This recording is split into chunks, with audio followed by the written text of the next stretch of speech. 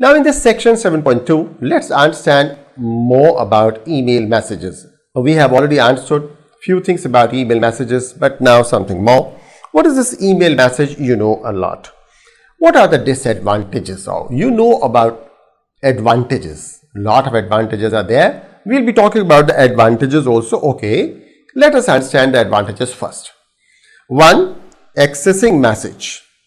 You can access this message anytime from your mobile device, multiple devices.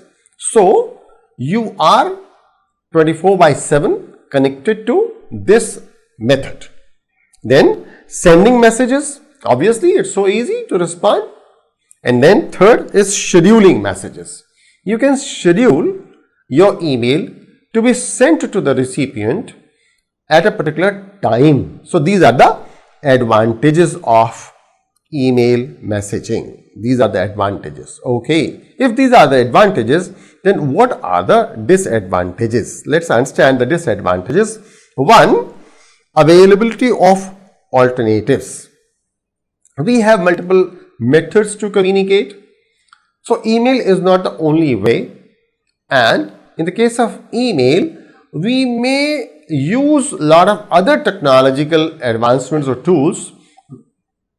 They'll be having more advantage as compared to the email. So we have availability of various alternatives, maybe better than email. Then indiscriminate use. What does it mean? That whenever you find an opportunity to communicate, you start writing an email. It's easily available, handy, and you can send this mail to multiple persons in one go. So this leads to indiscriminate use. And third one is low value messages. People assume that the emails are not that much, say, valued kind of thing. So this is being treated as low value message. Okay. Now we know a little bit about the advantages and disadvantages. Let's understand how can we plan email. Oh my God.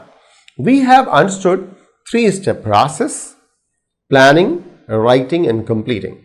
Let me remind it to you, friends, that this 3-step process is applicable in any situation, in any channel, in any mode, whatever you are say writing, saying, sending, documenting. 3 steps are always there. So in email also, you may plan, you may write and you may complete. And we know the sub-steps or the steps involved in planning. We know the steps involved in writing, and we know the steps involved in completing. Now planning email.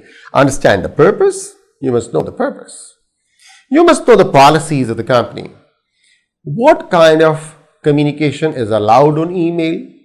What kind of communication is not allowed on email? How much liberty you can take with this mode? And then email hygiene. We have already talked about the do's and don'ts of email. Hygiene means that please be careful about the emoticons, slangs, casual language, grammatical errors, punctuation mistakes. So this is something like email hygiene. Analyze your situation. We know about the planning and analysis. Collect the information which you want to share with the help of this email, and organize this information in a way it may be handy for recipient to understand. And then obviously planning, after planning we have writing. So writing quality. Quality here means that the person should be in a position to understand it well. Now we know a lot of things about the writing. Selection of words, construction of sentences, formation of paragraphs and so on. Then subject line should be clear, crisp and should be communicative. Third, first verse. Your subject line is speaking enough, but the first few words of the sentence, 1 or 2 sentences, are so confusing that a person may quit reading it, may move to the next email. And Don't use emoticons. We know about it well. So we have understood planning and writing. Now it's about completing email. In completing, obviously, we need to revise it, see what's right, what's wrong, what should you remove from the content, and then producing. Now design it.